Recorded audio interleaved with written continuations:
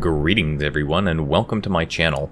I'm your host Captain Ryan. Today's video is me here in World of Warships playing my favorite all-time destroyer and probably what many people consider the most OP destroyer in the game, at least if it's handled well, and that's the USS Fletcher.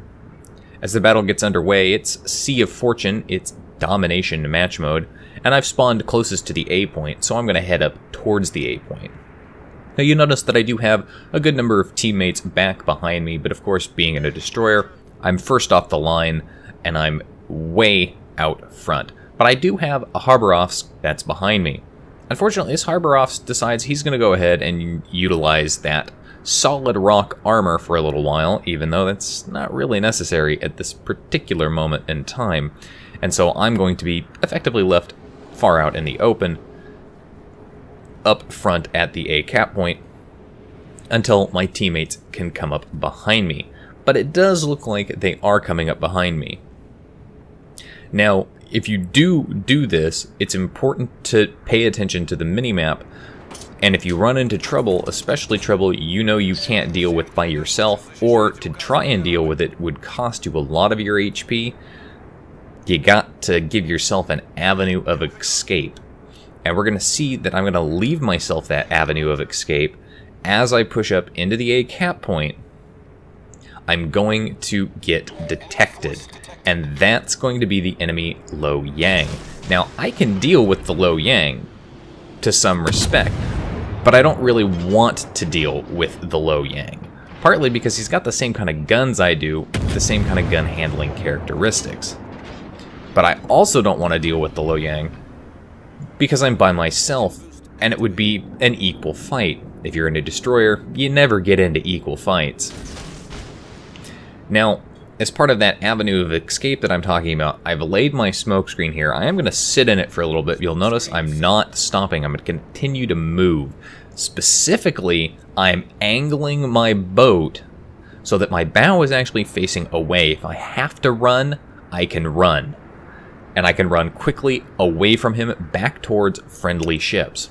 That's one. Two, I'm angling my boat in the direction of that smokescreen. And I'm doing that so that I'm not sitting broadside on when the inevitable torpedoes come through my smokescreen. I see far too many people will get caught out broadside on to my torpedoes because they're just sitting in that smokescreen broadside on. When in reality, you have to angle that boat. You also should not stop moving. Always keep changing directions. Move forward, move backwards, move sideways. Change the angle if you can. And the reason I say that again is so that you don't get torpedoed. As this enemy Lo Yang is going to prove, my torpedoes are not going to find him. He's probably doing a similar thing that I'm doing in his smokescreen, and he's going to make it very, very difficult for me to hit him with torpedoes. But I can tell he's still in his smokescreen somewhere. I just don't know where at this point. I don't really want to venture any closer to the smokescreen because it's the Lo Yang, and the Lo Yang, like the German destroyers, has a hydroacoustic consumable.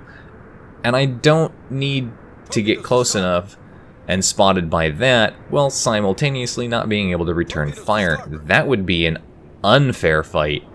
And that's the last thing I want to do and get into. Now my smokescreen is dissipating. I know that Lo Yang smokescreen is going to be dissipating because he laid his almost at the same time I laid mine. So you can see that the smoke indicator wearing off. But from the looks of it, that Lo Yang, knowing his smokescreen is wearing out, decided he's going to leave the cap, and that's exactly what he did. Now he's still got a smokescreen that's blocking me, so I'm going to go ahead and open up here. And as I open up, I am finally detected as the smokescreen wears off. But hey, look at this friendly destroyer up here who has taken quite a beating from something, is laying a smokescreen, so I'm going to go use his smokescreen.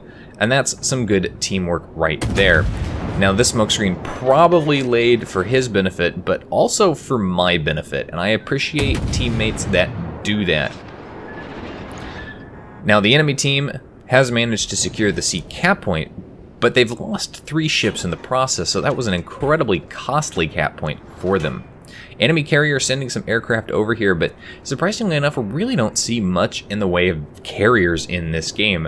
Really, these are about the only airplanes I have to deal with in this whole battle, which is good for me because I absolutely hate dealing with carriers when I'm in my Fletcher. Not because the AA is bad, nor because I don't use the AA consumable, but simply because I don't like turning on my AA and exposing my position for all of the enemy to see, especially if it's a competent carrier player will vector his fighters or dive bombers and just loiter over me. Now I've got an enemy Montana that's pushing up here down this center channel. I don't know if he spawned in late. I'm kind of assuming he did because he's way back here and he's only just now getting started. Pop my smoke screen so I can go ahead and open fire on him. The smoke changes have not come into effect yet, but it's really not going to impact destroyers much with their changes. The only changes it is going to impact is to, well, battleships hiding in smoke screens. However, if you're a smart battleship player and you ask for smoke, you're probably not going to be shooting anyway. You're likely just going to need that smoke screen to break contact long enough to heal up.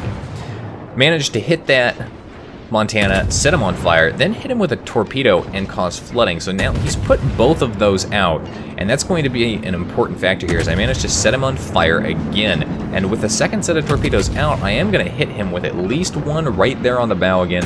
So that's going to cause flooding again. So now he's flooding. He's on fire by me in at least one spot. The carrier has managed to set him on fire. The battleship has gotten close enough to proximity detect me in the smoke. He's fired at me. He's managed to mostly miss, it looks like. And everybody's shooting at him. Who's going to get the kill? It's going to be me. I'm not going to let you steal my kill when I work so hard to set him on fire multiple times and, of course, cause flooding. Now, enemy carrier had his planes nearby, and I was detected by them. But now I'm being detected, and it took me a little while to figure out what this symbol was. This is a symbol that replaced the old one with the little, icon next to it.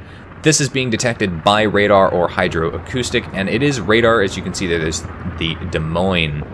Now, that Des Moines is not paying attention to me. He's actually pushing up towards the B cap point because there's friendly ships back over there that are, well, royally wrecking their gearing.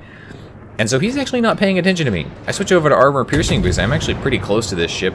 Get some armor piercing out there. I'm kind of hoping I can citadel him, but no citadels there. However, look at all those penetrations. So I did cause some damage there.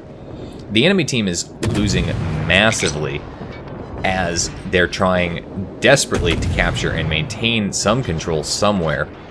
They still do have the C cap point, but they've lost over half their ships here to my team's 3, so we're way up on ships, and they've lost all of their destroyers, and that's a big problem as well. Now, I've got the health, and I'm being a little gutsy here. I'm actually pushing around and trying to engage this Des Moines, partly because his guns are pointed the other direction right now, and partly because he doesn't have radar, because I know he just used it. Now, pay attention that there was an Iowa there that popped up in that smoke screen for a split second. We're going to see more of him in a second. Now, this Des Moines finally gets his guns turned around onto me. He disappears into that smoke screen. I'm still being detected by aircraft. I'm not going to go push into that smoke screen. There's no reason. Aircraft try to dive bomber. Managed to hit a torpedo on that Des Moines, sink him, and then I hit 2 more on an unidentified ship that at the time I didn't realize was in fact the Iowa. The enemy carrier has now got his planes close enough to me that he was spotting me, so I know the enemy team knows I'm here. They probably know I've just turned around. And again, being spotted by aircraft as they come in here, and there's not much I can do. Going to turn on my anti-aircraft here. Might as well take a few of them if I can. And this Iowa surprised the hell out of me because, again, I wasn't paying attention when he popped up that first time. And I didn't realize that I'd actually hit him with torpedoes until just about now. Not even aiming here, switch over to the high explosive, trying to get some fire set on this guy. But it doesn't really matter because remember, I hit him and I caused flooding. So these 3 torpedoes and 2 floodings, those are actually going to stick. And if it wasn't for the fact that there's a Yamato firing at him, among other ships, honestly, probably could have secured the kill on him through just flooding. But of course, friendly Yamato takes him out of the game. Still though, a solid battle by me and a good number of hits on my main guns, as well as a huge chunk of damage, and yet no awards, no Confederate, no high caliber. I think part of that might have been due to who I was picking on, and the fact that I didn't actually cause enough damage to enough ships. Still did a sizable chunk of damage, and of course the team just steamrollered over the enemy team, in spite of the fact that they have 2 caps. They just kept losing ships. Even when you cap, sometimes you got to remember, you got to kill the enemy too, you got to focus down the enemy. And that's going to be it for today's battle with a victory as we finish off that last poor SOB. 159,000 damage done in that game. All the awards I won are part of the 2-year event celebration. Of course, 2 ships killed outright. I wish it had been 3. Little disappointed, but still, 100 rounds hit, 8 torpedo hits, 7 floodings, and 4 base defense ribbons, and 1 full capture. Now, surprisingly enough, I am at top of the team for XP earned at 2,100 base XP there, in spite of not doing that much. Well, at least I didn't think I did that much. Anyway, that's it for today's video, folks. If you like the video, hit the like button, hit the subscribe or follow button, and leave a comment down below. If you'd like to get semi-regular channel news and updates, you can do so by liking and following me on Facebook. If you'd like to help support me and the channel, I encourage you to do so by becoming my supporter on Patreon. Patreon supporters will receive special perks and benefits. If you've got a replay like this one that you'd like to see featured on my channel, you can send it to my email address. And if you'd like to watch me play various games live, you can do so by following me on Twitch. You can find the links for all of those in the video description down below. And as always, I'll see you next time. This is Captain Rye, signing off.